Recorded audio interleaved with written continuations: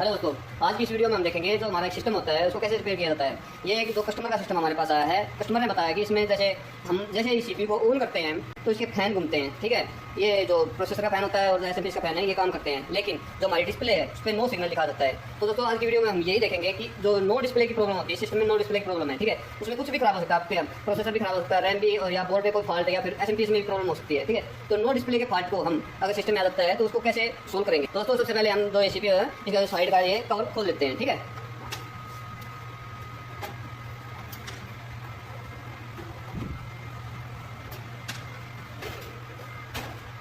ठीक है, हमने ये सिस्टम खोल लिया है और हमने इसके जो सारे कनेक्शन है ये कर रखे हैं। ठीक है, पहले ही। और एक बार हम अब चेक करके देखते हैं कि जो कस्टमर ने हमें प्रॉब्लम बताई है वो है या और कोई प्रॉब्लम है। ठीक है, अब हम इसको स्टार्ट करते हैं।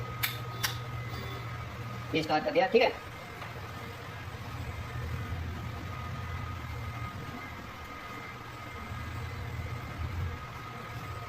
सिस्टम बंद हुआ है फिर स्टार्ट हुआ है, ये तो नॉर्मल है। देखिए आपकी जो डिस्प्ले पे नो सिग्नल लिखा हुआ है अभी। ठीक है, लेकिन सिस्टम काम कर रहा है, हार्ड डिस्क भी चल रही है, आपके एसएमपी का जो पंखा वो भी चल रहा है और जो प्रोसेसर का फैन है वो भी चल रहा है। ठीक है, अब एक बार हम जो कीबोर्ड है उसकी जो डिस्प्ले लाइट है वो चेक कर लेते हैं। अगर आप नम लॉक को दबाते हैं और ये लाइट ऑन ऑफ हो रही है तो समझ लो आपकी जो वीजे केबल है इसमें प्रॉब्लम है। ठीक है, इसलिए सिग्नल आगे नहीं दे रही है। अगर यहाँ पे लाइट आ रही है तो यहाँ पे लाइट नहीं आ रही और आपकी एलईडी में भी लाइट नहीं आ रही, मतलब सिग्नल नहीं आ रही। ठीक है, तो इसका मतलब फॉल्ट कहाँ है, आपके सीपीयू में ही है फॉल्ट। ना एलईडी खराब है आपका, ना कीबोर्ड, ना ये वीजे केबल खराब है। अगर यहाँ पे जो कीबोर्ड में लाइट है नहीं आ रही है तो ठीक है। तो अब हम सिस्टम में सबसे पहले क्या चेक करेंगे, सिस्टम को बंद कर देते हैं एक बार। सबसे पहले मैंने इससे पहले वीडियो बनाई है, सबसे पहले हम रैम चेक करेंगे। ठीक है, रैम को बाहर निकाल लेते हैं।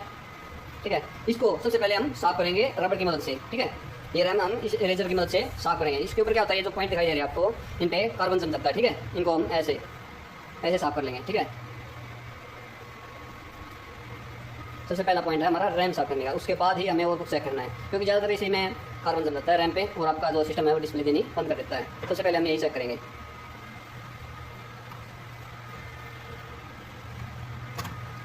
रैम हमने लगा दिया। ठीक है, अब फिर से स्टार्ट करके देखते हैं एक बार।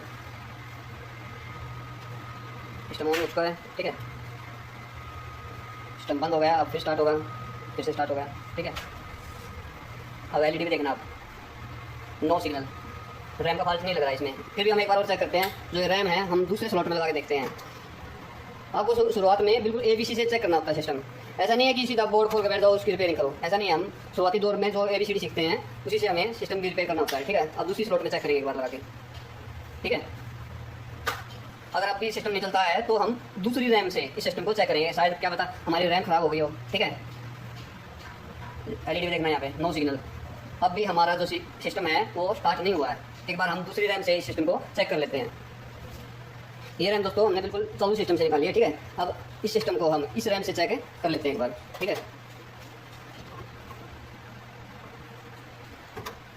अगर आपको घर पे सिस्टम चेक करना है ऐसे ही प्रोसेस से करना होगा। ठीक है, फिर से ऑन करके देखते हैं एक बार।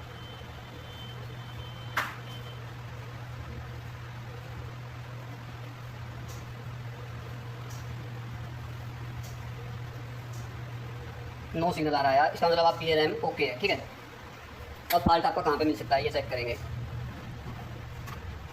ये रैम हम निकाल लेते हैं। ठीक है, अब सबसे पहले हमें जो ये मदरबोर्ड है ये बाहर निकालना पड़ेगा। ठीक है, इसके अब सबसे पहले हमें क्या करना है, सबसे पहले ये जो मदरबोर्ड है ये बाहर निकालना है। ठीक है, अब फॉल्ट है जहाँ तक है आपके मदरबोर्ड में ही मिलेगा। ठीक है, इसको बाहर निकाल देते हैं। ठीक है, ये सारे के सारे कनेक्शन हम हटा देते हैं।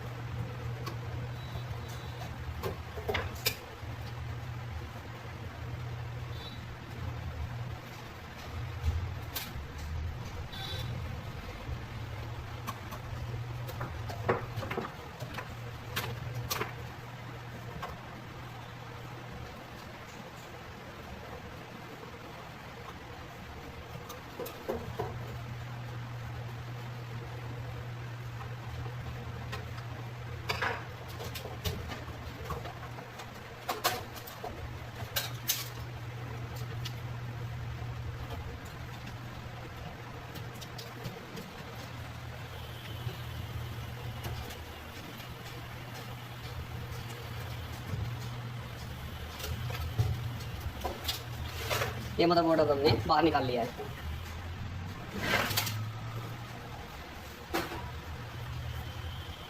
अब सबसे पहले हम एक बार दूसरे एसएमपीएस से एक बार बोर्ड को चेक कर लेते हैं। ठीक है, कई बार क्या होता है, अगर एसएमपीएस आपका पूरी सप्लाई नहीं दे पा रहा है तो भी डिस्प्ले में प्रॉब्लम आपकी हो सकती है। ठीक है, ये रैम हम लगा के चेक करते हैं।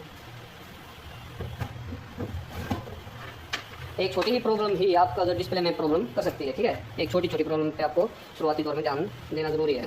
ठीक है, ये सप्लाई करते हैं।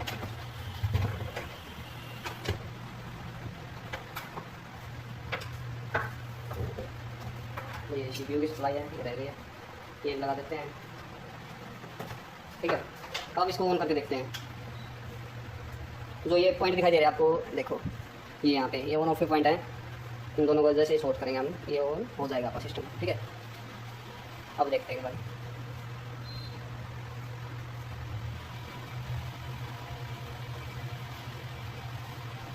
अभी नो सिग्नल आपका सिस्टम। ठीक है, मतलब आपका जो एसएमपीएस है वो भी आपका ओके है। अब जो मैं स्टेप बता रहा हूँ आपको, ये सारे के सारे घर में करने के हैं। ठीक है, अब हम जो ये सीपीयू होता है इसको चेक करेंगे। ठीक है, कई बार क्या होता है, इसके जो पॉइंट्स हैं उनके ऊपर कार्बन चलने के बाद भी आपका जो सिस्टम है वो ऑन नहीं हो पाता। ठीक है, अब हम जो सीपीयू है इसको चेक करेंगे।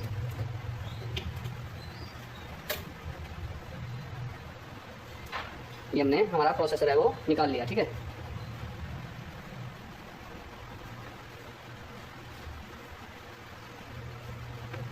इसकी पिन में भी कोई प्रॉब्लम नहीं है। ठीक है, जो ये सीपीयू है इसको भी हम एक बार इरेजर से साफ कर लेते हैं। इस सीपीयू को हम इरेजर से ऐसे इस तरह से हम इसको साफ करेंगे। ठीक है, इस तरह से अच्छी तरह से हम साफ करेंगे। ठीक है, और फिर से एक बार इसको हम लगा के चेक करेंगे।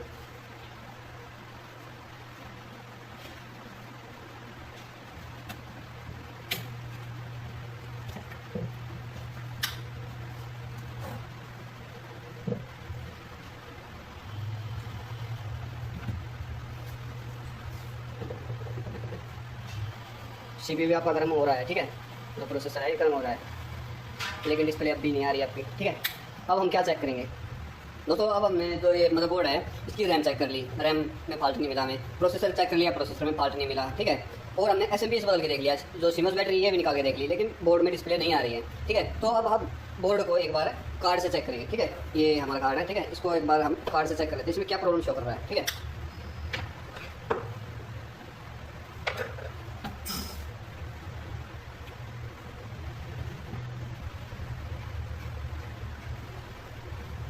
देखिए इसमें C1 कोड आ रहा है। ठीक है, कोई भी जो डाटा है वो ट्रांसफर नहीं हो रहा है। एक बार रीडिंग चेंज होती है C1, उसके बाद कोई भी रीडिंग चेंज नहीं हो रही है। ठीक है, इसका मतलब रैम तक तो बात जा ही नहीं रही। ये फॉल्ट जहाँ तक है बायोस का मिलेगा। ठीक है, क्योंकि बायोस डाटा नहीं बना रही है। एक बार हम रैम चेक निकाल के चेक करते हैं।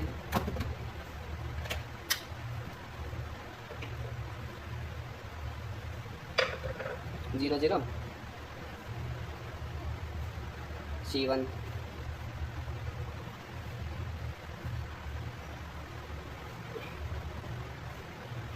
E0। ठीक है, E0 मतलब रैम क्या होता है। ठीक है, रैम दोबारा से लगा के चेक करेंगे।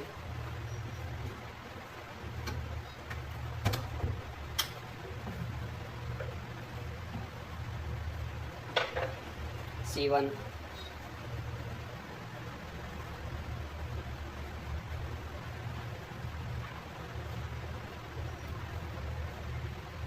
C1 कोड आ रहा है दोस्तों। एक बार रीडिंग चेंज हो रही है। ठीक है, इसका मतलब इसमें डाटा नहीं बन रहा है, तो 90% चांस है आपकी बायोज में। ठीक है, बायोज में फॉल्ट मिलेगा। ठीक है, तो अब हम इसकी जो बायोज है वो या तो रीसेट कर लेते हैं। ठीक है, या फिर दूसरे मदरबोर्ड की उतार के इस पर लगा के चेक करेंगे। ठीक है, तो दोस्तों अब हमने इसकी जो बायोज है ये बदल दी है। ठीक है, दूसरे मदरबोर्ड की उतार के इस पर लगाई है। ठीक है, अब इस सिस्टम को हम जो मदरबोर्ड है इसको चेक करके देखेंगे। अगर बायोज की प्रॉब्लम ही है इसमें, तो अब ये बिल्कुल ठीक हो जाएगी इससे। ये एसएमपीएस की जो सप्लाई है ये लगा लेते हैं, इस प्रोसेसर की सप्लाई है। और अब हम इसको स्टार्ट करके देखेंगे बायोस बदलने के बाद डिस्प्ले आती है या नहीं आती है। ऊपर से स्टार्ट कर लेते हैं और यहाँ से स्टार्ट करते हैं। अभी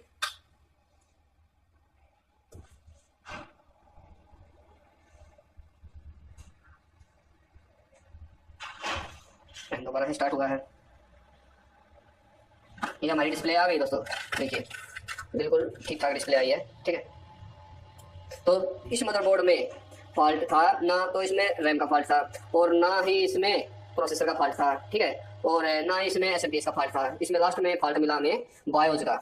ऐसे ही हम जो स्टेप बाय स्टेप है मदरबोर्ड को चेक करेंगे, शुरुआत करते हैं हम रैम से। अगर डिस्प्ले प्रॉब्लम है तो रैम से स्टार्ट करते हैं, बीजे केबल से स्टार्ट करते हैं, एसएमपीएस से, फिर ये जो हमारा मदरबोर्ड के ऑल कंपोनेंट हैं, ये कैपेसिटर फटे हुए या नहीं है, ठीक है, रैम चेंज करके देख लेते हैं। तो अब इस मदरबोर्ड में हमें अभी बार नया फॉल्ट मिला बायोस का। अगर एक भी चीज़ आपकी कोई भी प्रॉब्लम करती है तो सीधी सादी बात है, आपकी जो डिस्प्ले है वो नहीं आएगी, ठीक है। तो दोस्तों हमें आशा है कि आपको ये वीडियो बिल्कुल समझ में आ गई है। तो दोस्तों आपको हमारी वीडियो कैसी लगी, please like and share. Thank you.